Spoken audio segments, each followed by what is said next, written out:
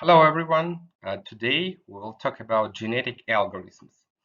Well, actually, this part of machine learning lectures is more likely to be dedicated to the third part of the project case, where you have the task associated with power network reconfiguration based on the results of photovoltaic power plants forecasting.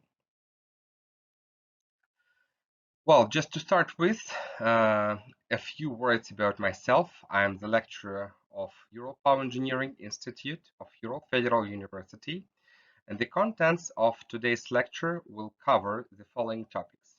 First of all, we will talk about genetic algorithms in general. So, what is the background, even the history of creation of such algorithms?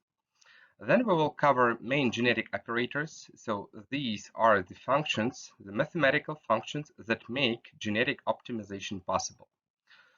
Of course, we'll focus on advantages and disadvantages of genetic optimization. And well, genetic algorithms have some certain sphere of application, and they are not applicable for all possible optimization tasks, even within the sphere of power industry.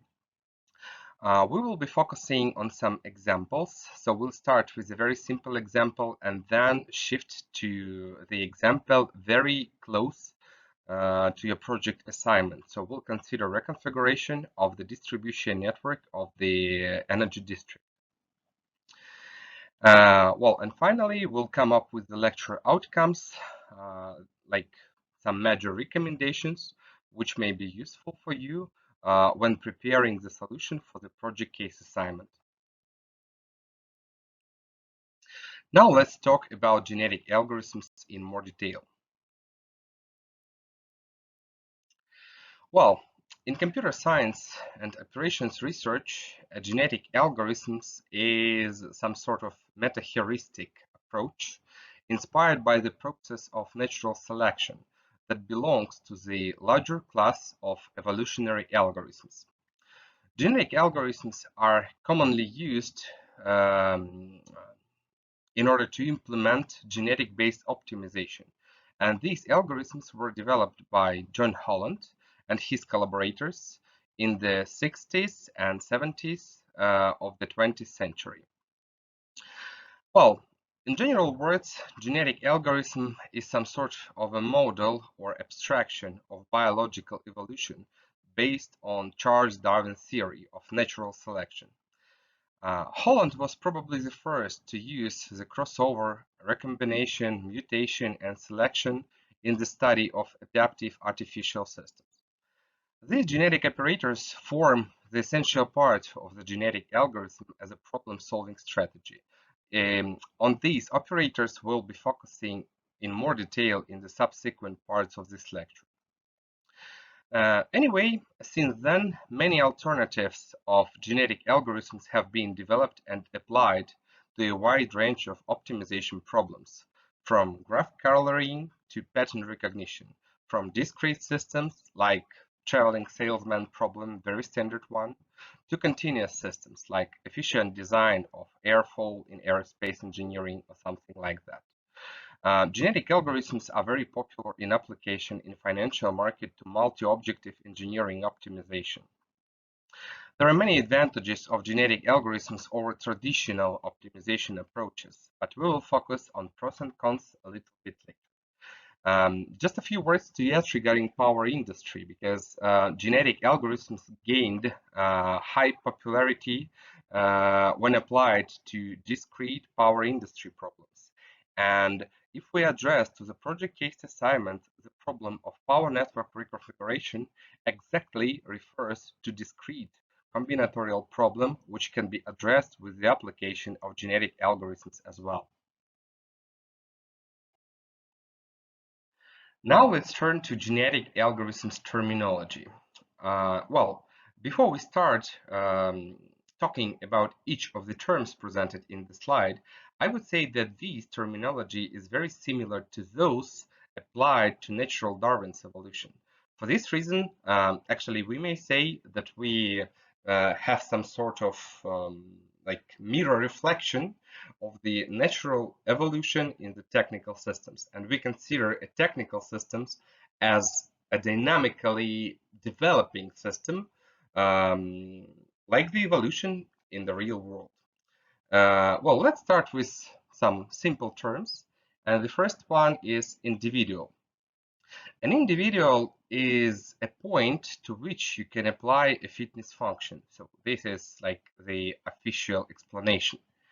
But what I would like to say that an individual is more likely to be treated as a possible solution of the problem under consideration. So it's just one of the alternatives. It may be feasible, infeasible, doesn't matter, yeah, but it represents randomly generated solution of the problem under consideration. But if we apply a fitness function to the individual, so the value of the fitness function for the individual is its score, then we get some sort of the rating, yes, of the best and worst individuals. An individual is sometimes referred to as genome and the vector entries of an individual as genes. Now let's turn to population and generations. Population is an array of individuals. For example, if the size of the population is 100 and the number of variables in the fitness function is 3, it means that you represent the population by 100 by 3 matrix. The same individual can appear more than once in the population. At each iteration, genetic algorithm performs a series of computations of the current population to produce a new one. Each successive population is called new generation. What I would like to emphasize regarding the population in terms of genetic optimization search is the population size. Population size is a very important parameter for any of the problems under consideration. And we always have to find the optimal size of the population, because if we have too small population, it means for us that we will not be able to find the global optima, because not all of the genes will represent the possible solutions in the search space. But if we make the population too big, the algorithm will dramatically lose computational efficiency. And for some problems, it is very important. For this reason, we always have to keep some balance between small populations and big populations. Now let's move on to fitness. A fitness score, or in other words, objective function, in terms of classical optimization, is given to each individual, which shows the ability of the individual to compete inside the population. The individual having optimal fitness score or near optimal are considered for subsequent genetic operations. So the better fitness scores are given to those individuals who have more chance to reproduce the offsprings than the others. So the individuals with better fitness scores are selected to produce the children, yes, to be included in subsequent generation, in subsequent population of genetic search. Now let's move on to chromosome. In genetic algorithms, a chromosome, sometimes it is referred to as genotype, is a set of parameters which define a proposed solution to the problem that the genetic algorithm is trying to solve. The set of all solutions is known as the population. The chromosome is often represented as a binary string, although there is a wide variety of other data structures which can be used. Trait. In genetic optimization, a chromosome, also sometimes called genotype, is a set of parameters which define a proposed solution to the problem. But if we consider the chromosome in more detail, we will see that the aspects, so the features characterizing each specific chromosome, are coded inside this individual. So it's called trait. Then allele. Allele, it is the value of the gene, yes, which takes for a particular chromosome. In case we have some binary strings, it can be encoded numbers within the framework of the chromosome string. And finally, locus. So locus is very simple. It is just the position of the gene inside the chromosome.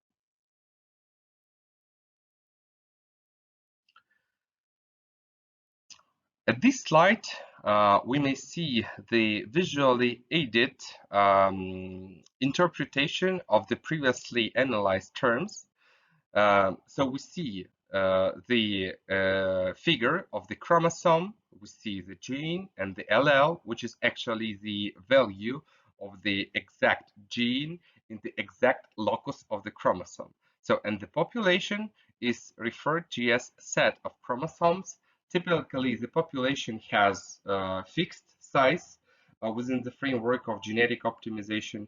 But at the moment, there are many existing modifications of classic genetic algorithms, and there are some algorithms which have varying population size. There are some algorithms that give the opportunity for the chromosomes to live for next subsequent generations. It means that these modifications introduces some sort of the age parameter for each individual participating in the genetic search. Now let's talk a little bit in more detail about the genotype. Genotype is the population is in the computational space. So in the computational space, the solutions are represented in a way which can be easily understood and manipulated using a computer system. A phenotype is the population in the actual real-world solution space, in which solutions are represented in a way they are represented actually as we are mm, as we are familiar to see them in the real world. It means that if we analyze the phenotype, let it be the power generator, let it be the photovoltaic power plant, and let's assume that the goal of the optimization problem is to find the allocation of the power plant, yes, in a specific area or territory. So, and inside the optimization problem, we are aiming, yes, to find the optimal solution. So we are analyzing the potential production of electrical energy resulting from installation of this specific power plant in different areas of the territory. So it means that as features of the problem under consideration, for example, we may consider the number of sunny days during the year. Yeah, and maybe we will consider the installed capacity of the power plant. So these will be two values. So the number of sunny days, it means that let it be 300, and the installed capacity of photovoltaic power plant, let it be 10 megawatts. Yeah, so these are just figures which characterize the individual, characterize the problem under consideration in the real world. But when we move to genotype, we typically provide encoding of these initial features to make it possible for classic genetic optimization to work.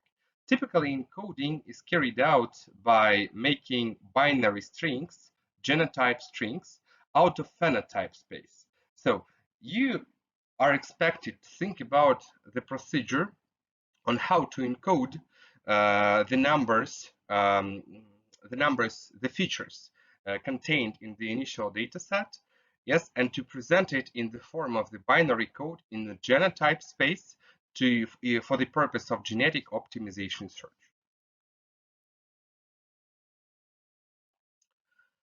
Fitness function. So we have already introduced the explanation of what actually fitness function is. Actually, the fitness function, simply defined, is a function which takes a candidate solution, an individual, as input and produces the output, how fit or how good the solution is with respect to the problem under consideration. Actually, calculation of fitness function is done repeatedly in genetic optimization, and therefore it is highly recommended that calculation process of the fitness function should be sufficiently fast. A slow computation of the fitness function can adversely affect genetic optimization and make it really slow. In most cases, the fitness function and the objective function in classic optimization are the same. And as the objective is to either maximize or minimize the given objective value. However, for more complex problems with multiple objectives and constraints, um, we may think about what exact fitness function may be chosen for the very specific problem under consideration. Actually, a fitness function should possess the following characteristics. The fitness function should be sufficiently fast to compute. It must quantitatively measure how fit a given solution is, or how fit individuals can be produced from the given solution. In some cases, calculating the fitness function directly might not be possible due to some inherent complexities of the problem at hand. In such cases, we do some sort of approximation of the fitness function to suit our needs or make some extra calculations. For example, within the framework of the optimization of power network configuration when respected to photovoltaic energy forecast, we may think about making some power flow calculations inside fitness function assessment block. It means that every time you get the solution, the configuration of the power system, we expect to provide a calculation of the power flow to assess the losses, the voltage deviations, carrying capacity deviations for the very specific power network.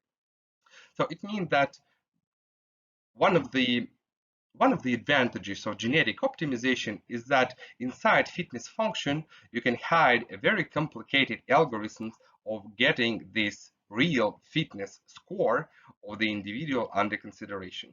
But please do remember that complicated fitness function, including those who contain some like extra programs, macros, and others, yes, so they require additional computational time. For this reason, sometimes maybe it's worthy to make some sort of approximation or linearization of the fitness function. Now let's turn to genetic operators. Yeah, and actually a genetic operator is an operator used in genetic algorithms to guide the search towards a solution, the optimal solution to a given problem. There are three main types of operators: mutation, crossover, and selection, which must work in conjunction with each other in order for the algorithm to be successful. Genetic operators are used to create and maintain genetic diversity, like mutation operator. Combine existing solutions into one, combine the chromosome into one and to get these new solutions by applying crossover operator, and select between solutions. It's the selection procedure when you select the parents which produce the corresponding offsprings. Mutation or mutation-like operators are said to be unary, as they only operate on one chromosome at a time. In contrast, crossover operators are said to be binary operators, as they operate on two chromosomes simultaneously, combining two existing chromosomes into new one. Actually, the same goes for selection, because for selection, we select two parents, and these parents, they are expected to provide the offspring. So the selection genetic operator is also referred to as binary one.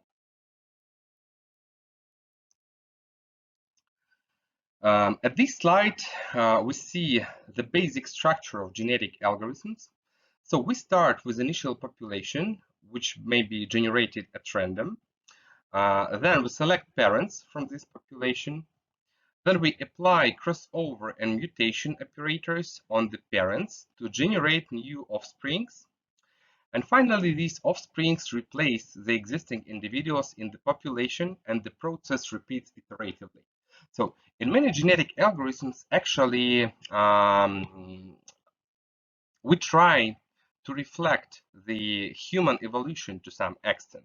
So we just consider several generations and implement the operators, actually reflecting the jungle law, like survives, the strongest survive.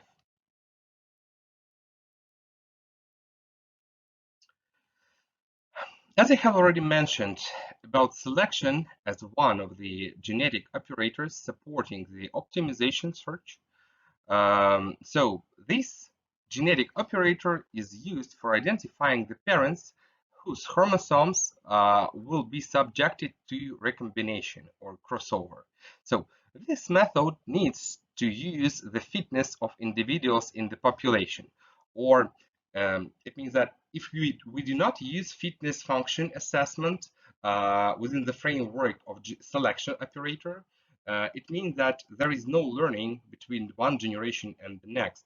And actually, there are two main categories of methods for using fitness in order to support selection operator. It's our deterministic methods and stochastic one. Deterministic methods involve, for example, the selection of the most fit individuals in a population for a crossover procedure. They are generally discredited because they tend to develop a population that reaches a local maximum and then stops evolving. Alternatively, we can also use some stochastic methods for selecting parents. The most extreme of these methods select individuals randomly with uniform probability, and which actually mean that we completely disregard the individual fitness. A good middle is the roulette wheel selection, which creates a discrete probability distribution from which we identify the chromosomes for crossover. Roulette selection is a stochastic selection methodology where the probability for selection of individual is proportional to its fitness value. The method is inspired by real-world roulettes, but possesses important distinctions from them. As we know, maybe from the movies or about casinos, roulette always have some small slots with the same size. That means, however, that all slots at the roulette wheel have the same probability of being selected in case of rotating action. Instead, we can implement a weighted version of the roulette, and with it, the larger the fitness of the individual is, the more likely is the selection. The first component of the roulette selection method is therefore that individual fitness is proportional to its likelihood of selection. We may see here that this very specific roulette wheel is divided into sectors based on the fitness value of chromosomes A, B, C, D, E, F. And the greatest share of the roulette wheel is taken by the chromosome A, which has the greatest fitness value. For this reason, actually, it has the greatest probability to be selected for selection operator. And vice versa, chromosome F, having the fitness value 0.3, has the least possible probability to be selected, but anyway, this probability exists, yeah? And it means that this chromosome can still be selected in terms of implementing selection operator. In genetic algorithms and evolutionary computation, crossover, also called recombination, is a genetic operator used to combine the genetic information of two parents to generate new offspring. It is one way to stochastically generate new solutions from an existing population and is analogous to the crossover that happens during sexual reproduction in biology. Solution can also be generated by cloning an existing solution, which is analogous to asexual reproduction. Newly generated solutions are typically mutated before being added to the population. Different algorithms in evolutionary computation may use different data structures to store genetic information, and each genetic representation can be recombined with different crossover operators. Typically, data structures that can be recombined with crossover are bit arrays, vectors of real numbers, or decision trees. Well, let's start in a little bit more detail about each of the presented types of the crossover operator. The first one is whole arithmetic recombination. This is commonly used for integer representations and works by taking the weighted average of the two parents by using the following formula. Child 1 equals to alpha x plus 1 minus alpha multiplied by y, and the same goes for child 2. Obviously, if we take the factor alpha equal to 0.5, then both children will be identical, yes, as shown in the figure presented in this slide. Now let's turn to Davis order crossover. Another name is OX1. Well, it is used for permutation-based crossovers with the intention of transmitting information about relative ordering to the offsprings. Actually, it works as follows. We create two random crossover points in the parent and copy the segment between them from the first parent to the first offspring. Now, starting from the second crossover point in the second parent, we copy the remaining unused numbers from the second parent to the first child, wrapping around the list. So repeat for the second child with the parent's role revised. And actually, this is how Davis order crossover works. Let's consider some more simple, but anyway more spread crossover operations which can be implemented within the framework of genetic optimization. In the one-point crossover, a random crossover point is selected and the tails of its two parents are swapped to get new offspring. Actually, it's quite easy for understanding. Multi-point crossover is a generalization of the one-point crossover wherein alternating segments are swapped to get new offspring. And finally, uniform crossover. Well, in this procedure, we don't divide the chromosome into segments. Rather, we treat each gene separately. So in this, we essentially flip a coin for each chromosome to decide whether or not it will be included in the offspring.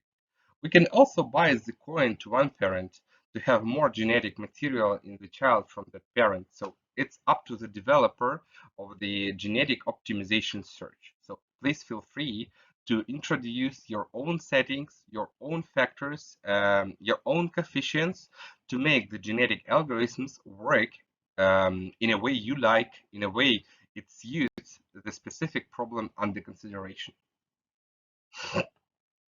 Now let's consider the algorithms dealing with mutation. And the first one is bit flip mutation.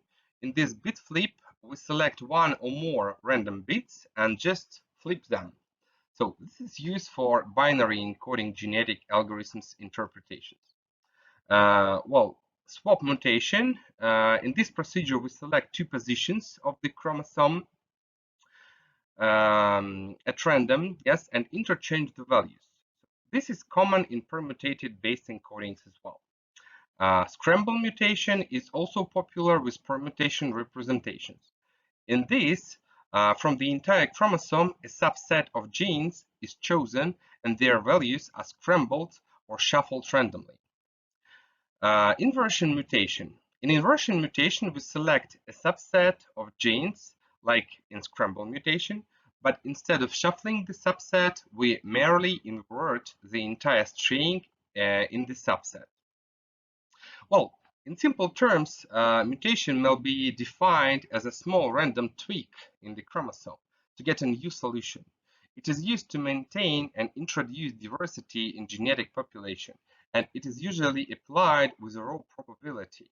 If the probability is very high, genetic search gets reduced to a random search because at each step, yes, so we reproduce a mutant like a random individual, a random chromosome, searching somewhere in the search space of the problem under consideration.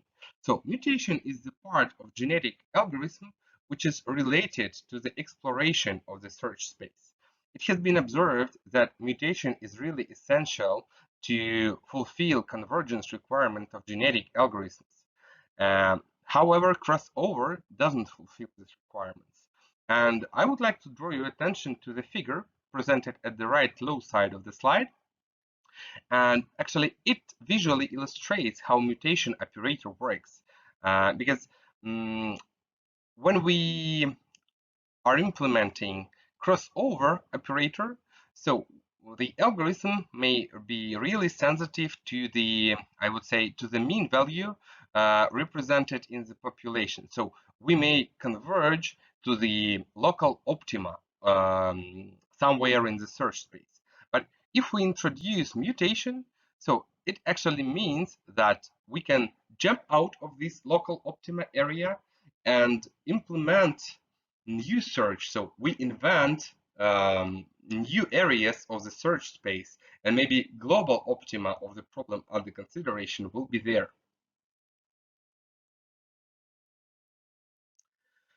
Okay, so now let's talk about advantages of genetic algorithms. First of all, I would like to say that the concept of genetic optimization is very easy to understand. Genetic algorithms are modular and they are really separate from the application. Um, well, from population to population, the answer gets better with time. So, moreover, genetic algorithms are inherently parallel.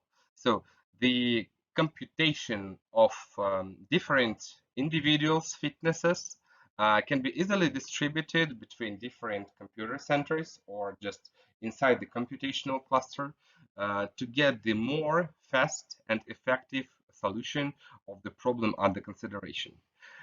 Genetic algorithms work on the chromosome, which is an encoded version of the potential solutions parameters rather than parameters themselves, and that makes the search more efficient.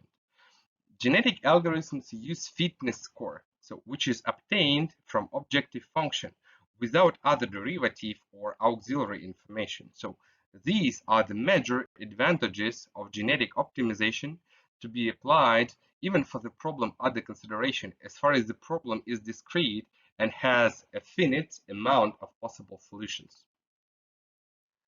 Well, being more specific about disadvantages, and maybe the first and the greatest disadvantage is there is no guarantee of finding global optima.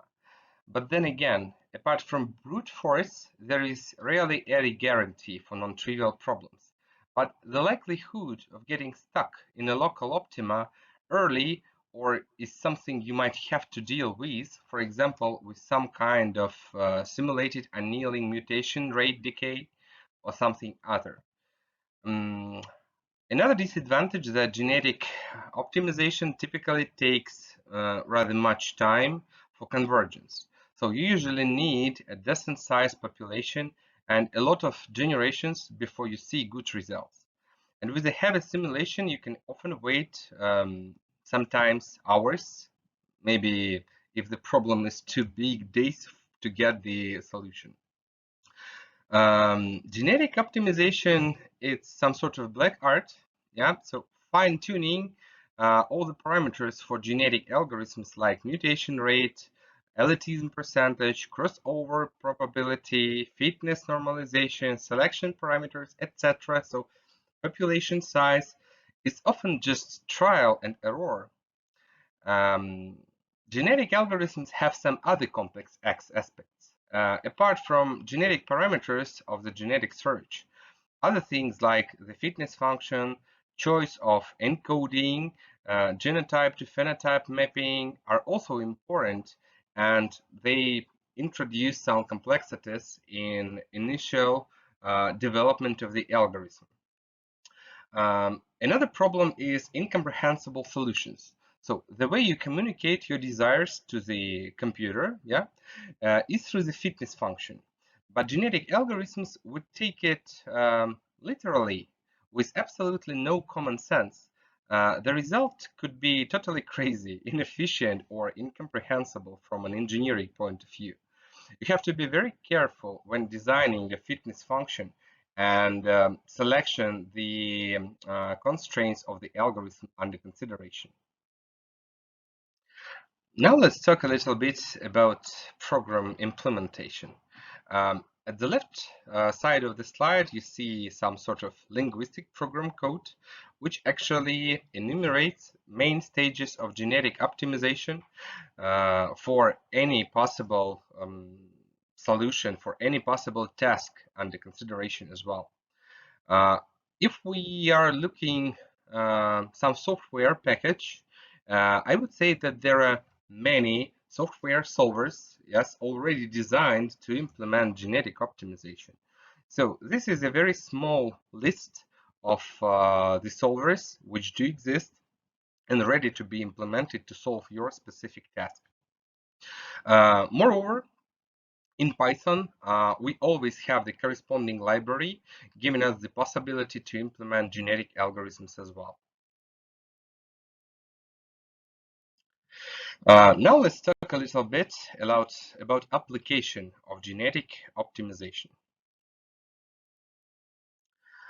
This slide illustrates a more detailed flowchart of how classical genetic algorithms is typically being implemented. So we start from creation of initial random population, check for termination criteria, and apply fitness function to measure the score of the individuals in the population. Then we apply genetic operators. So we perform reproduction, crossover, mutation, um, produce offsprings, yes, and implement these offsprings, include them into the new population again. So it's just a very simple flowchart of the classical genetic optimization search. Um, let's consider an abstract example. An abstract example corresponds to the like continuous function, and in generation one in population, in generation zero in population zero, we have randomly distributed chromosomes, randomly distributed individuals over the surface, yes, of this function. So the goal of the optimization is to find the global optima. So after having several iterations, let it be n, so we see that the individuals, yes, start grouping near the global optima and near the local optima as well. So they move towards the extremum points of the specific function. Thus, they give the opportunity for us to find the solution, which is very close to the global optima. A very simple example to be considered within the framework of genetic algorithms implementation is a very well-known traveling salesman problem. The goal of this problem is to find a tour of a given set of cities so that each city is visited only once and the total travel distance between these cities is minimal. Representation is an ordered list of city numbers, actually is known as ordered-based genetic algorithm, and let it be 8 cities: London, Beijing, Tokyo, Venice, Victoria, etc. And at the lower bound of the slide, you see the individuals, so the chromosomes, which represent potential solutions of this very specific problem. And we just analyze the order of traveling through these cities by assessing the fitness function of each of the individual or each of the chromosomes.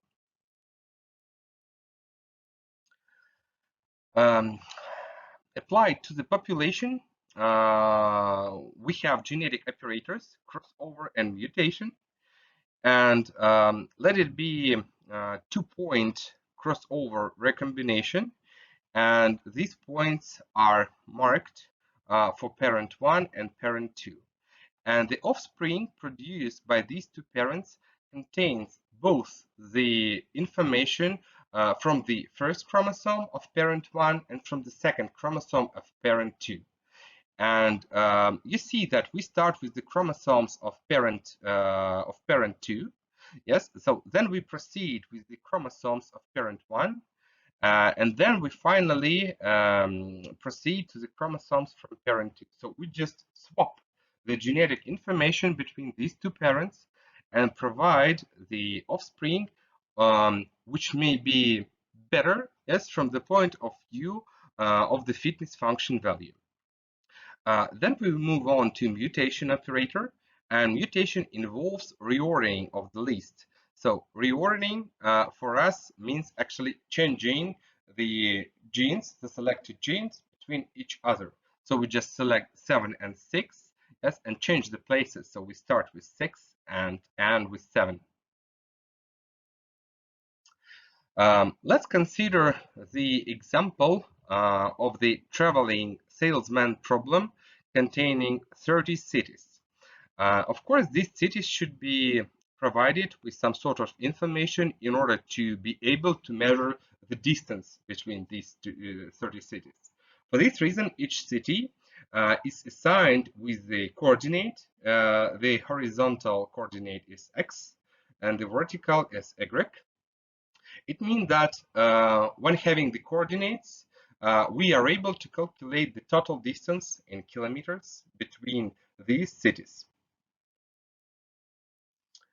So, actually, somewhere at the very beginning of the genetic algorithms operation, one of the individuals, so the chromosome illustrating the possible trajectory, can be visualized as follows. Total performance, and performance here is measured in kilometers as well. So total performance is 941 kilometers. So, and it looks like to be not so optimal, but let's see what happens next. After some series of generations as well, so we reordered the traveling salesman and changed the order list of the cities to be visited, and the total performance criteria, which is the distance, is 800 kilometers. Then we move on to the next population, maybe next 10, 20 populations. So the performance score is 652 kilometers. So, and finally, we move on to the solution, which looks, I suppose, as the optimal one. So we found the minimal possible distance between these cities, and the distance equals to 420 kilometers. Of course, in real life, you may introduce various, constraints, because um, in real life, sometimes you are not able to travel from point A to point B because you do not have the corresponding transport or something else. But anyway, without constraints, the optimal solution of traveling through those cities is 420 kilometers. So if some constraints are imposed, so they also will be taken into account by genetic optimization search, so you will get the solution which suits all the constraints and has the minimal value while meeting these constraints as well.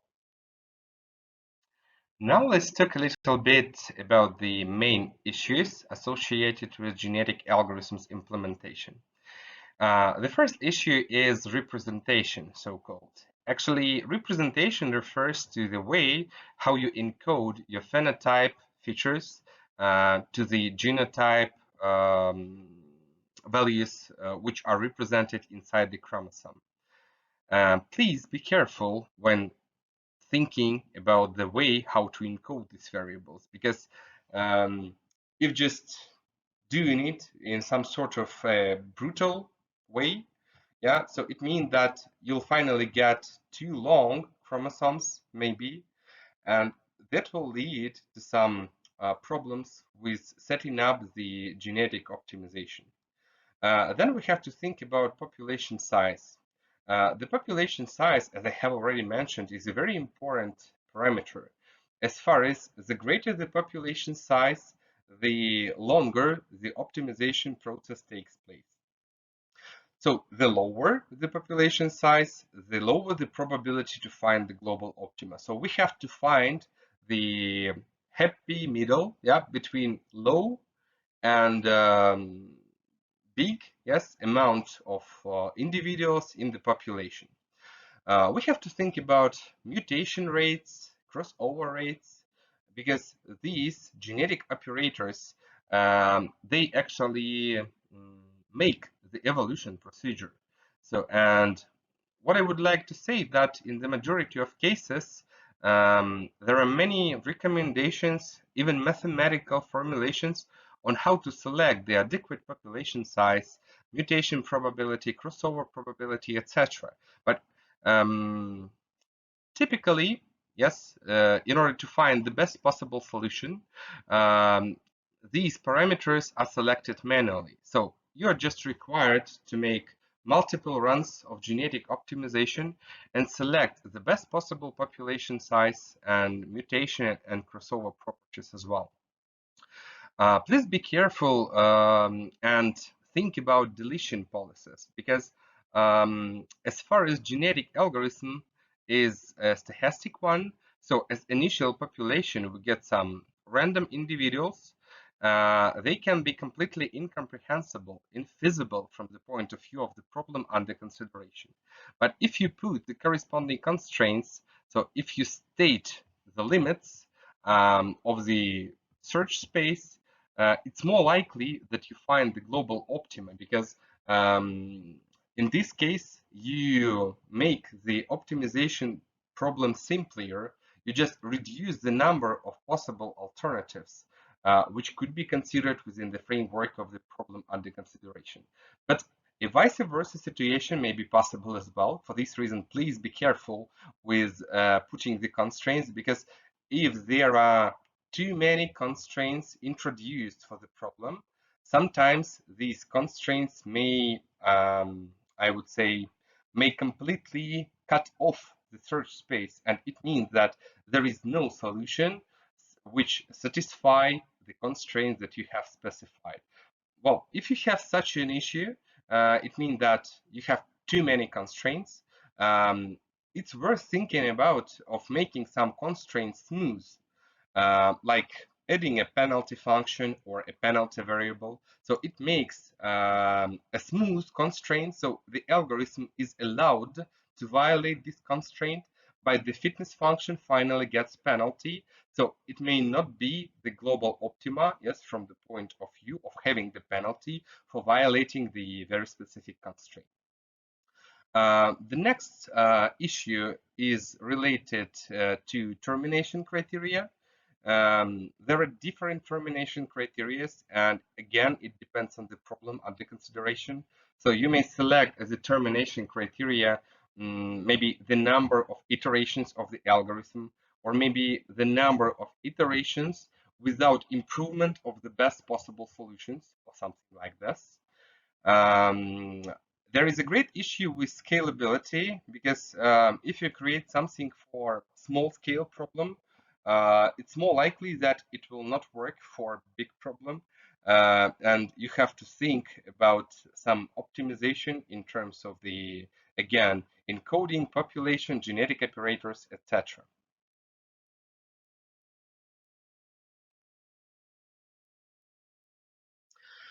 And now let's turn to the recommendations associated with the application of genetic optimization in an industry.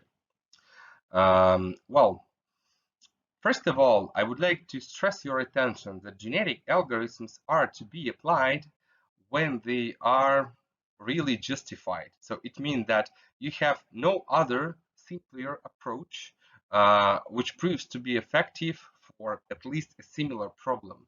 So please be careful with justification of applying genetic optimization. Genetic algorithms need a very thorough consideration from the developer, yes, when implementing the algorithm at all of the possible stages, starting from the problem formulation, I don't know, like considering constraints, selecting the fitness function, etc. So please Be careful, yes, because the development stage of genetic optimization search is rather time consuming. But anyway, if we focus on the domain of application, the application spheres of genetic optimization, there are some tasks in control. For example, like, I don't know, gas pipeline, for example, at least power system reconfiguration as well. Uh, there are tasks associated with design, so it's aircraft design, keyboard configuration, communication networks. Genetic algorithms are good for scheduling because typically scheduling problems are discrete and you have the finite number of possible solutions. So you just may use genetic optimization to schedule the development of the power system. Genetic algorithms are used for robotics when planning the trajectory of the moving robots. Moreover, genetic optimization is used as an auxiliary tool to design neural networks used for some other tasks. So you may use genetic algorithms in conjunction with neural networks to get the best possible solution. The other areas are signal processing, even computer game planning, and combinatorial optimization.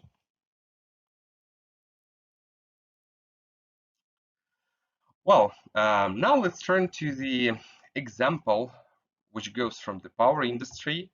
And this specific example focuses on the optimization of power network configuration.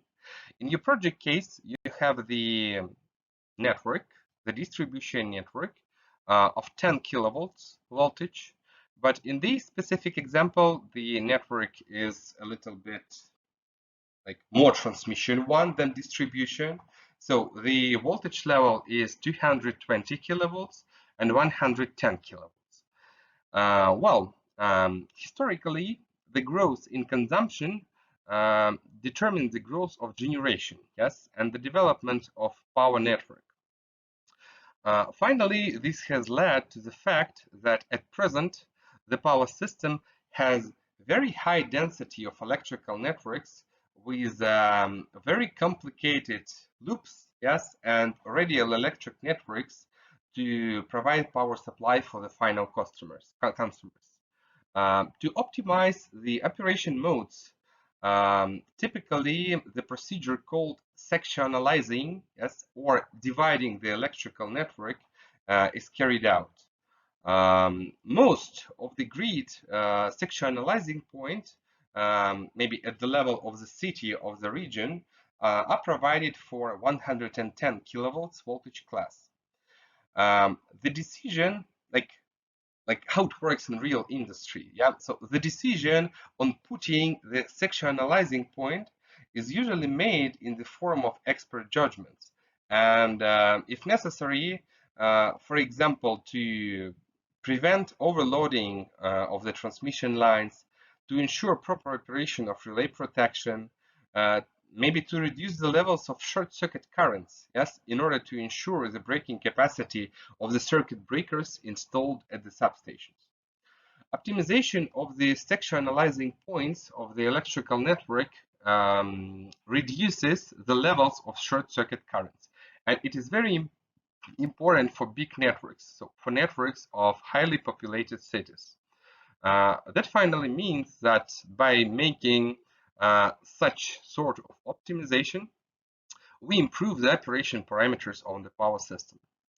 In this regard, the problem arises, yes, so we are expected to select the optimal sectionalizing point of the electrical network. In the literature, the problem of finding optimal network configuration is considered from the point of view of minimizing power losses in the electrical network and reducing the levels of short-circuit currents in both distribution networks and transmission networks. Actually, due to the discreteness of the decision variables, heuristic and meta-heuristic decision algorithms are typically used as optimization methods. At the moment, there are a large number of search strategies, which are classified into random search algorithms, evolutionary algorithms, population algorithms, and tabu search. The figure shows the classification of modern search engine optimization algorithms. Genetic algorithms was selected in order to illustrate you how it works, yes, in relation to the project case of the summer school that you are expected to solve by 27th of July. But anyway, you are free to select any other algorithm and test them. So if these algorithms outperform genetic optimization search, so it's your choice, please feel free to select and test any available mathematical approach to get the better result. Well, let's come back to the problem that we are considering. For example, let the circuit breaker at substation number 1, let it be here. Yep. Let's assume that the circuit breaker at substation number 1 doesn't correspond to the value of short circuit current flowing through this circuit breaker. In this case, one of the options for reducing the current will be putting the sectionalizing point inside the network. So it means, in other words, disconnecting a circuit breaker of any transmission line. So let's assume that it is necessary to disconnect this transmission line. In this case, for the magnitude of short circuit current on the basis of substation 1, actually, it doesn't matter in what specific place between substation 1 and substation 2. So we switch off the circuit breaker. So it may be B1, yeah, it may be B2, or it may be B3. Actually, this idea finally brought us with the concept of the genetic optimization search to be applied for finding the optimal sectionalizing point inside the power network. So as far as it doesn't matter, yes, from the point of view of the level of the short circuit current, which circuit breaker to switch off, this one, or this one, so it doesn't matter. It means that we may implement search procedure in 2 steps. And the first step corresponds to brute force search. So at the first step, we defined not exact circuit breaker. So we defined the line, so the transmission line, the connection, which should be disconnected. For this very specific case, yeah, so we have 3 possible alternatives. At step 2, when we have selected the transits, so the links to be switched off, we define at which exact, so at which exact place we are expected to put the sectionalizing point in order to minimize the power losses, minimize the voltage deviations, so etc. And at step 2, all 3 circuit breakers are considered between substation 1 and substation 2 because we are to take the exact solution. So which exact circuit breaker should be switched off? It means that we implement a 2-step genetic optimization search. At first step, we just select the link, the connection, the transit, and at step 2, we select the very specific circuit breaker. Well, at step 1, which goal is to find such a configuration when none of the short circuit currents are greater than circuit breaker switching capacity. So we specify the corresponding objective function and the corresponding constraints. As far as at this stage we are dealing only with reduction of short circuit currents, so the objective function, and in other words, fitness function, yes, so is formulated only using short circuit currents. And if we violate the corresponding breaking capacity of the circuit breaker, so we introduce penalty, yeah, so which also is implemented because there is a very high probability that for the problem under consideration, for a real problem, we will not be able to find the solution where all the circuit breakers meet, they correspond to the existing level of short circuit currents.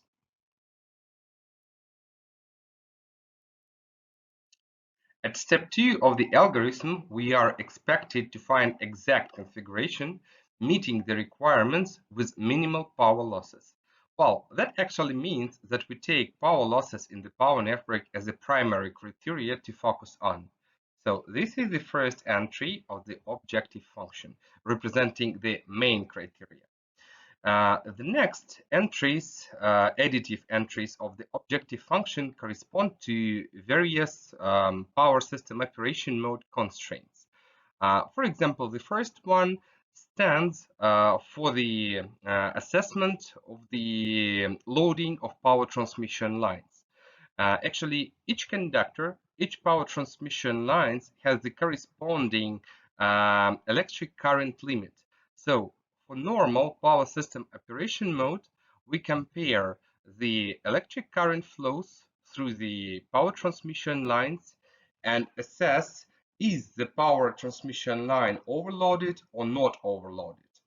The second criteria stands for comparing the normal voltage levels in power system standard operation mode with minimal load voltage levels for each specific node.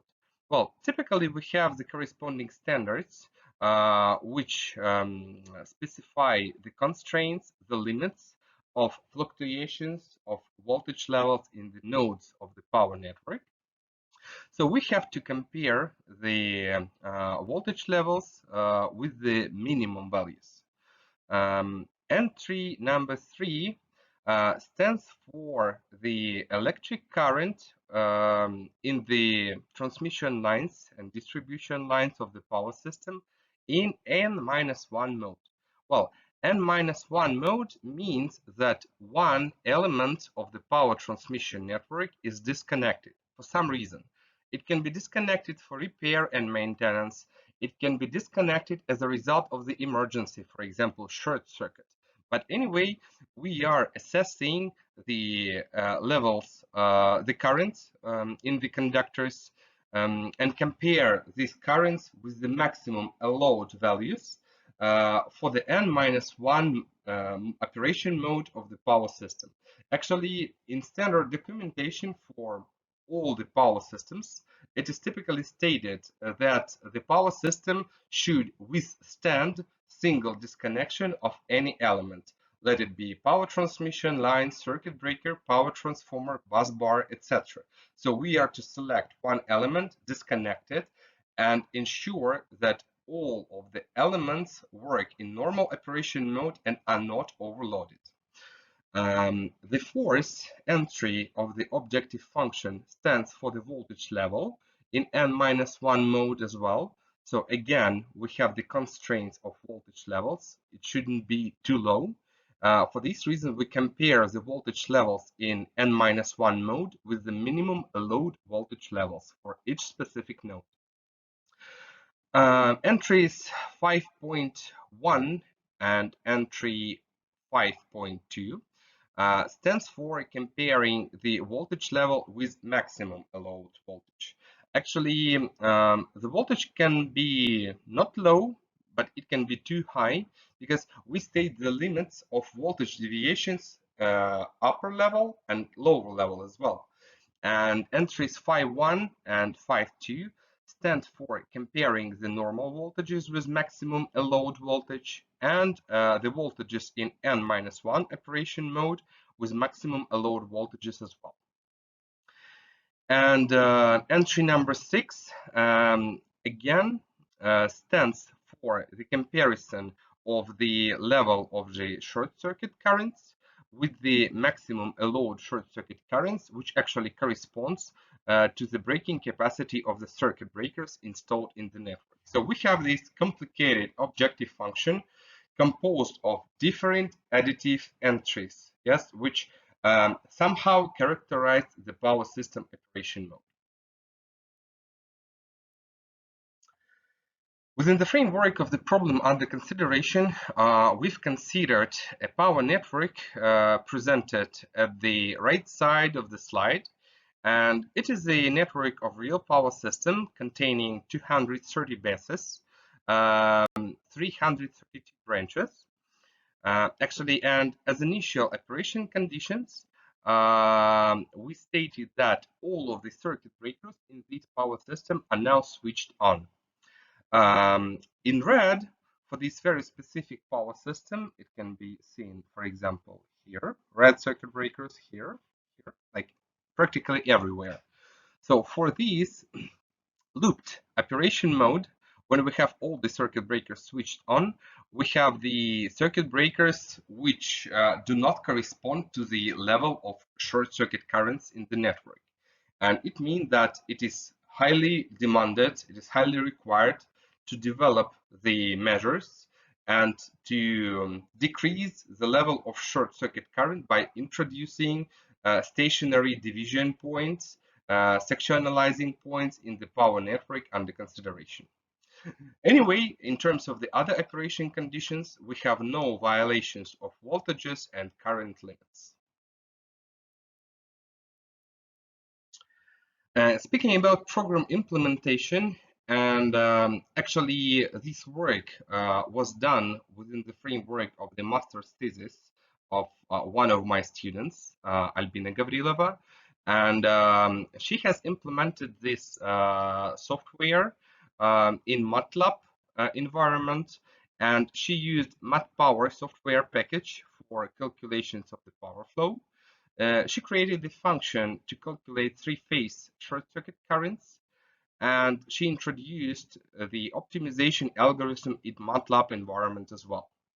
But again, so please feel free to use any available software which gives you the opportunity to find the effective solution of the problem under consideration. Speaking about the results of the first step, yeah. So after the first step of the algorithm, so we have found three practically equal, I would say, competitive solutions.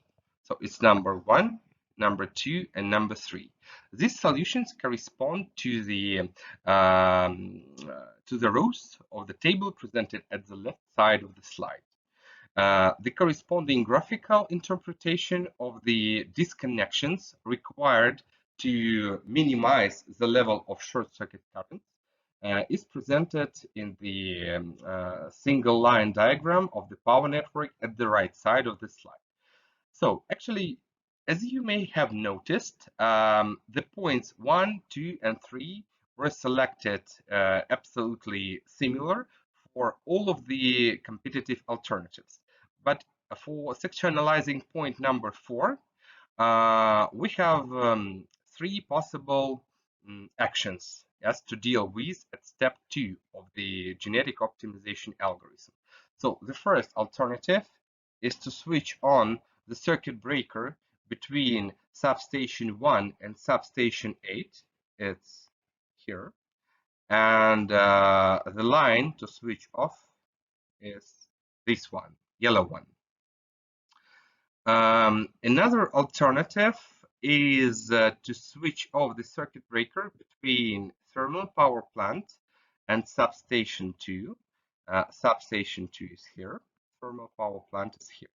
So, and again, so the pink one stands for circuit 1, and the violet one stands for circuit 2. So we may select which of the lines to switch off.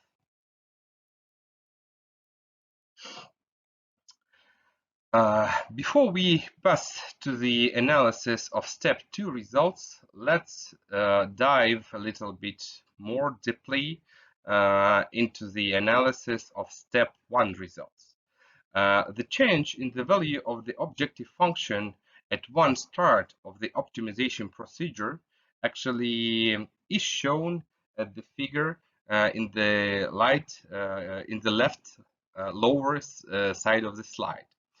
Here you can see that the algorithm found the optimal value in 41 iterations. At each iteration, a population of individuals of a given size is created. For the first run, we have selected 40 individuals in the population. For each individual, its own value of the objective function was calculated. actually, which means that the calculations of short circuit currents was initiated 40 times.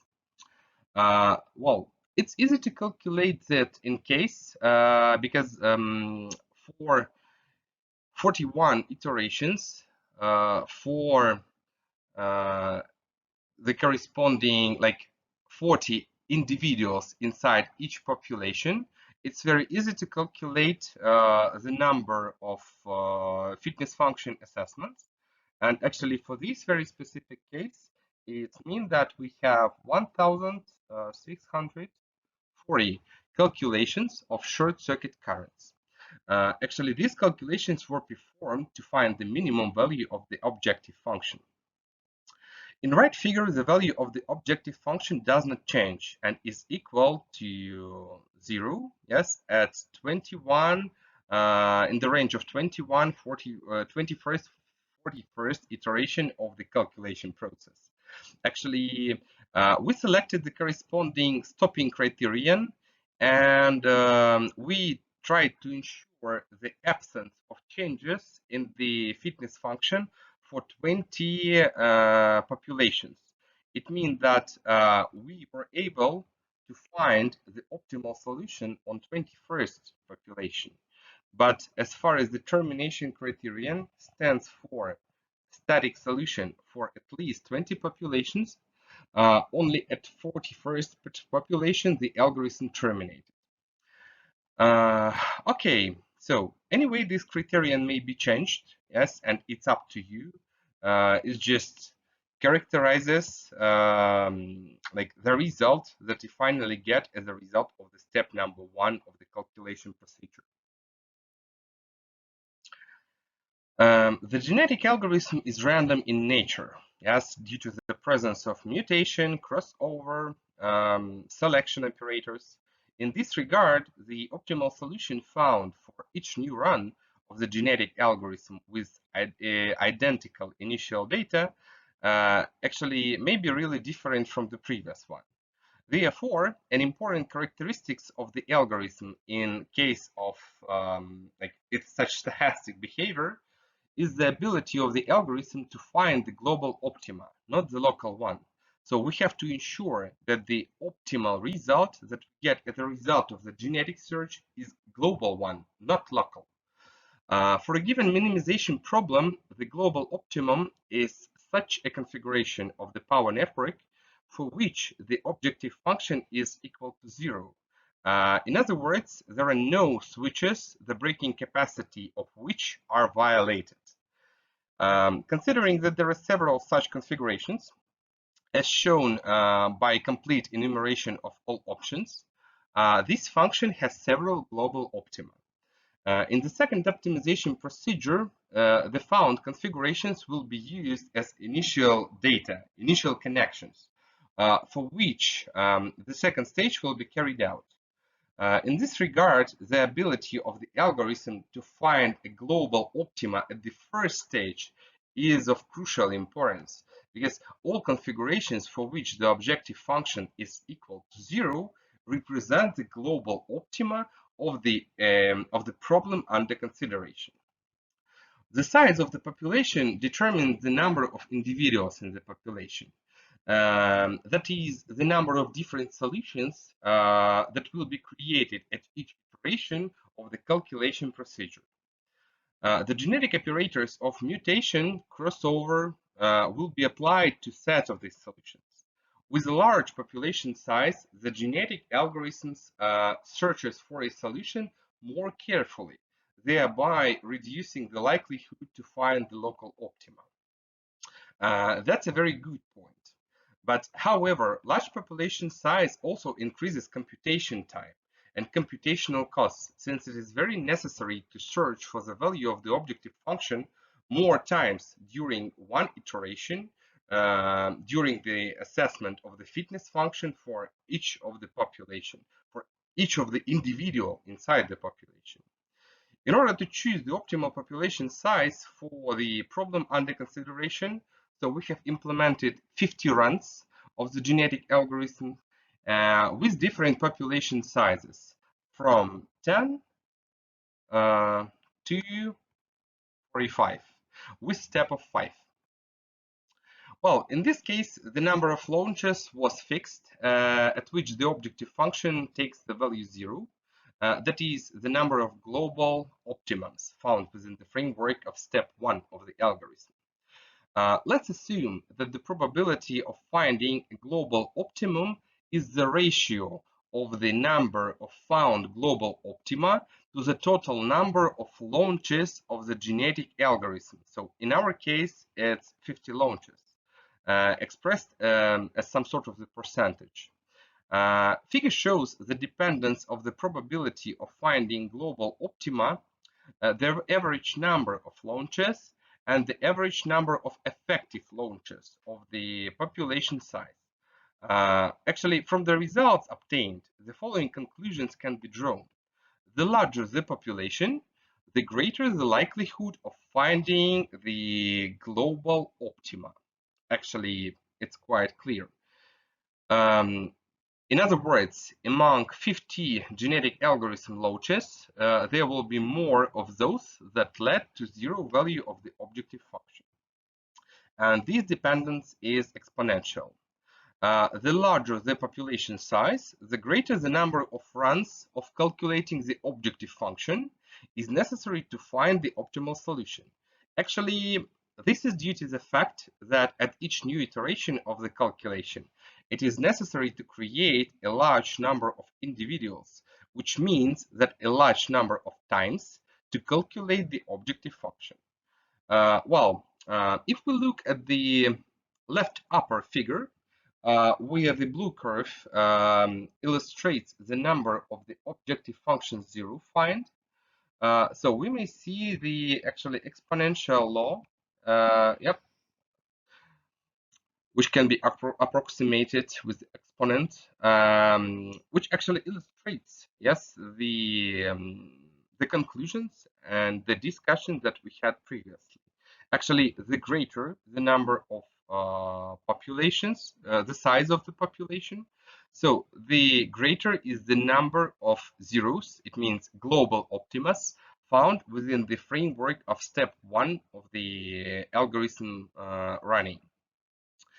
Actually, as a result of the step 1, it was experimentally confirmed, yes, that an increase in the population leads to more accurate results, but anyway leads to an increase in the computational load.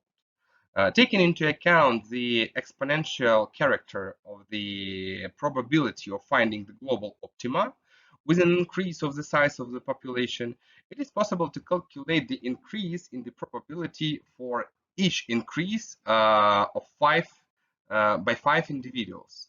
Yes, and in this case, it may be justified, yes, by the column increment presented in the table below.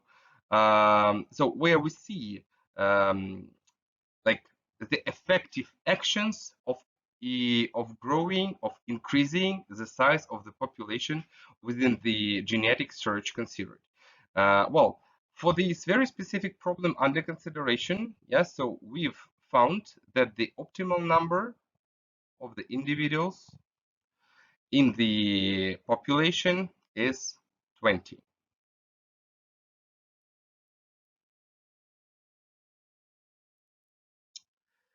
Well, before starting analysis of step 2, please remember that we have 3 possible configurations to be analyzed within the framework of the next stage of genetic optimization.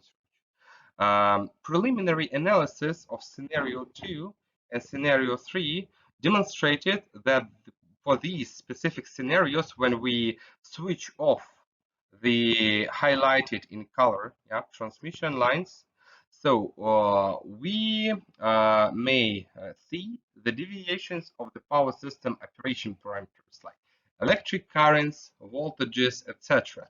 Actually, this is due to the fact that here we have thermal power plant, high capacity thermal power plant. For this reason, limiting the output of this thermal power plant, we impose more severe, more hard operation conditions for the power system under consideration. However, scenario number one does not demonstrate any power system operation mode violations. For these reasons, we proceed the following algorithm. So step number two with analysis of scenario number one. Again, we've tried to analyze the population size, and we found actually the greater the population size, the greater the probability to find the global optima within the framework of implementing genetic optimization. But what's really important here that um, none of the alternatives provides us with 100% probability to find global optimal solution. And well, that's very upsetting. Um, anyway, probability to find global optima grows with the growth of the population size. But if we look at the problem under consideration more precisely, we'll see that the amount of alternatives to be analyzed is not so big. So it means that the search space is really limited. And finally, for step number two of genetic optimization, we've decided to implement exhaustive search techniques and just to calculate all possible alternatives with all circuit breakers switched off to find the best possible option suiting the problem under consideration. So this actually how it looks like. And what I would like to say here, that at this phase, we are comparing optimal solution, which we get as a result of genetic algorithm, and we get the result of real division of the power network. So these section analyzing point allocated for these substations are introduced in a real regional power system. And so let's try to compare. So bingo with this one, bingo with this one again. And just one small difference, because in real power system, we have these transmission lines switched off with the help of the circuit breaker. And here we implement disconnection with the help of the circuit breaker.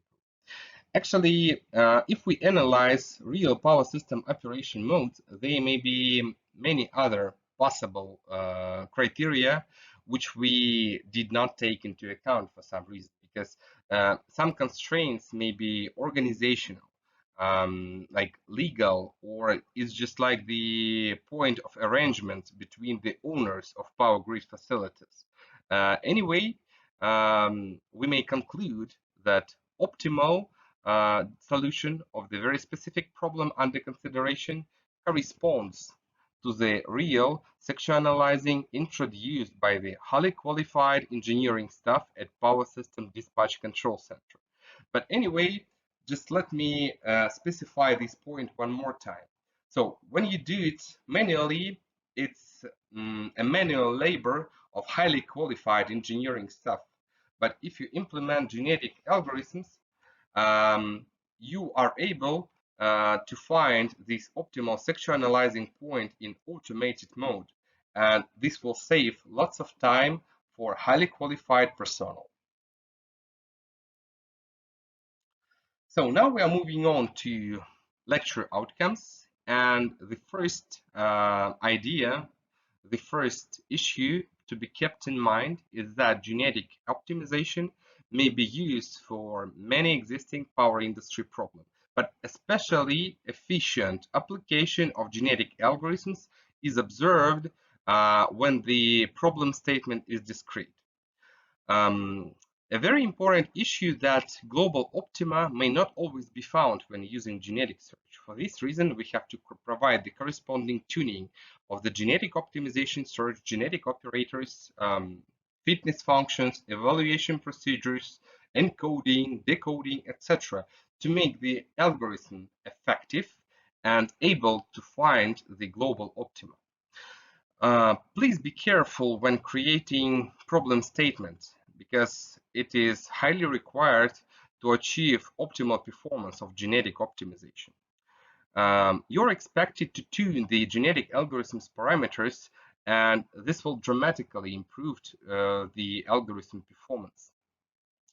What I would like to say that power network section analyzing, yep, sometimes it may be too complicated to implement genetic algorithms, but it depends, yes, on your fantasy. So it depends on the efficiency of the objective function, of the efficiency of the search procedures that you implement. So in our case, we have introduced dramatic improvement of genetic optimization efficiency by dividing the optimization problem into subsequent tasks. It's step 1 and step 2. It can be done in many other ways, so it's up to you. Please feel free to, you know, feel free to switch on your fantasy and be brave in taking up those technical solutions. Thank you very much for your attention. I hope the lecture regarding genetic algorithms was interesting and useful for you. Hope to see you next time. It was Stanislav. Bye bye.